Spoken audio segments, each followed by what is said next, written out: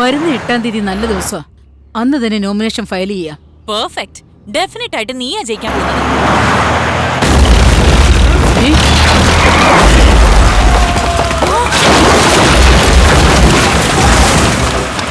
ഇതാ പശുപതിയുടെ പണിയായിരിക്കും. നീ വണ്ടി വേഗം ഓടിക്കേ.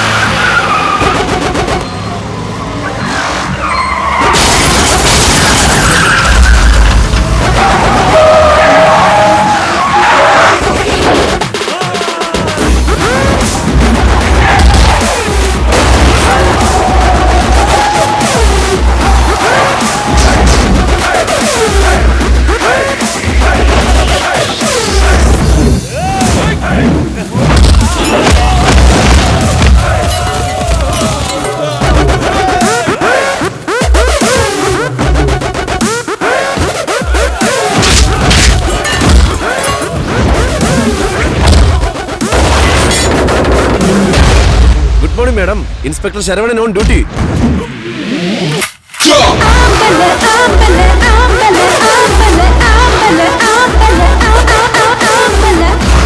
That is Sub-Inspector Kumar. I am Constable Shakti.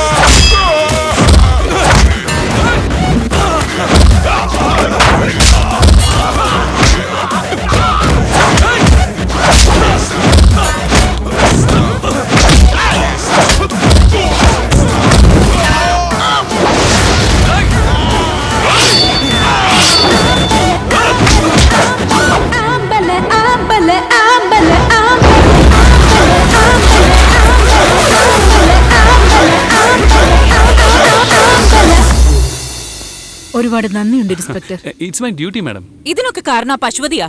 മധുരയിൽ നമ്മളെ തട്ടിക്കൊണ്ടുപോകാൻ നോക്കി. ഇന്നലെ നമ്മുടെ വീട്ടിൽ കയറി വന്ന് നമ്മളെ കൊല്ലാൻ നോക്കി.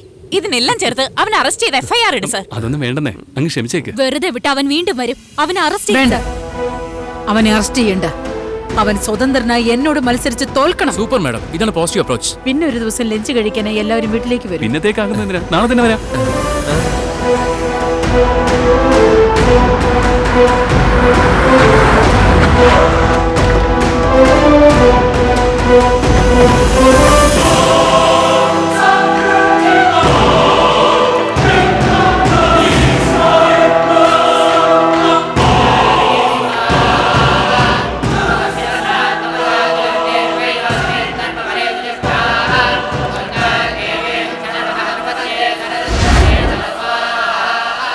എന്താടാ ഒരു അടിയുണ്ടാക്കി ഹോംവർക്ക് ചെയ്ത് സ്വീകരിക്കാണല്ലോ. മുത്തശ്ശന് കർമ്മം ചെയ്യടാ. ആരാ നിങ്ങള്? കണ്ടിട്ട് മനസ്സിലായില്ലേ? പോലീസ്. വെയിറ്റ് ചെയ്യ്, പൂജ കഴിഞ്ഞിട്ട് ഭക്ഷണം വേണം. എന്താ ബ്രോ നമ്മൾ നാണം കെടുത്തിട്ട് പോന്നെ?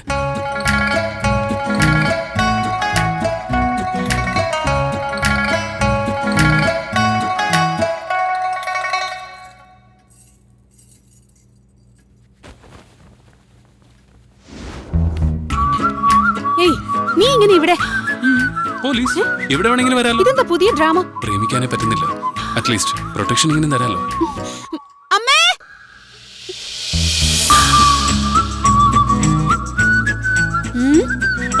ഏയ്, നീ മുമ്പിൽ പോ. എവിടെ പോയിരുന്നു നിങ്ങള്? രാത്രി വീട്ടിലാരോ കേറി നടന്നല്ലോ, അതുകൊണ്ട് ഇവിടേക്ക് ഒന്ന് ചെക്ക് ചെയ്തിട്ട് വന്ന് കരുതി ഇറങ്ങിയതാ. ഇയാളാരാ? ഇദ്ദേഹമാണ് ഞങ്ങളുടെ ജീവൻ രക്ഷിച്ച പോലീസ്. പുതിയ പോസ്റ്റിംഗിൽ വന്നതാ. ഇപ്പോഴത്തെ കാലത്ത് കള്ളന്മാരെ വിശ്വസിക്കാം, പോലീസിനെ വിശ്വസിക്കാൻ പറ്റാത്തത്. പറഞ്ഞയച്ചേക്ക്. ആ, അവള് പറയുന്ന കാര്യമൊക്കെ ഉണ്ടാ. എപ്പോഴും തമാശ പറയുന്ന കൂട്ടത്തിലാ. തെറ്റായിട്ടൊന്നും വിചാരിക്കരുത് കേട്ടോ. സാരമില്ലെന്നേ. എന്തു പറ്റി? മൊത്തമായിട്ട് കണ്ടപ്പോ ഒരു പ്രകാശം അടിച്ച പോലെ തോന്നുന്നു. അതുകൊണ്ട് കുറച്ച് ഡീപ്പായിട്ട് നോക്കിയാലെന്ന് വിചാരിക്കാം. എന്തത്? വീട് അപ്പോഴല്ലേ എന്തെങ്കിലും ഒരു ലീഡ് കിട്ടൂ. ആവശ്യമില്ലാത്ത ജോലി ചെയ്തോണ്ട് നടക്കാതെ ഇവരെ ഈ വീടൊന്ന് കാണിച്ചു കൊടുക്ക്. നമുക്ക് ഈ വഴി പോയാലോ? ഈ വഴിക്ക് പോവാന്നേ, വാ.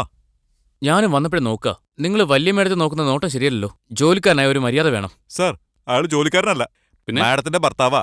ഈ വീട്ടിലെ മൂത്ത മരുമോനുവാ. അയ്യോ സോറി സർ. ഡോ നേരത്തെ പറഞ്ഞോണ്ടായിരുന്നോ ഇതാ മുതലാളി എന്ന്?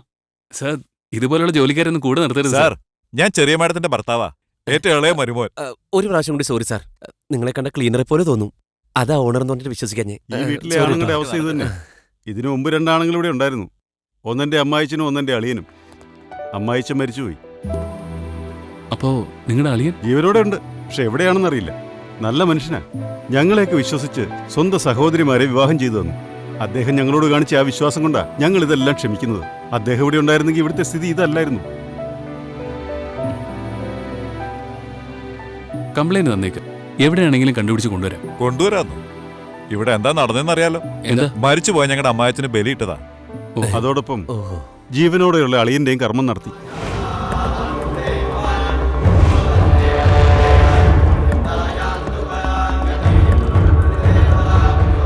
അന്യരായ നിങ്ങൾക്ക് എത്ര വിഷമമുണ്ടെങ്കിൽ സ്വന്തം അളിയന്മാരായ ഞങ്ങൾക്ക് എത്ര വിഷമമുണ്ടാവും?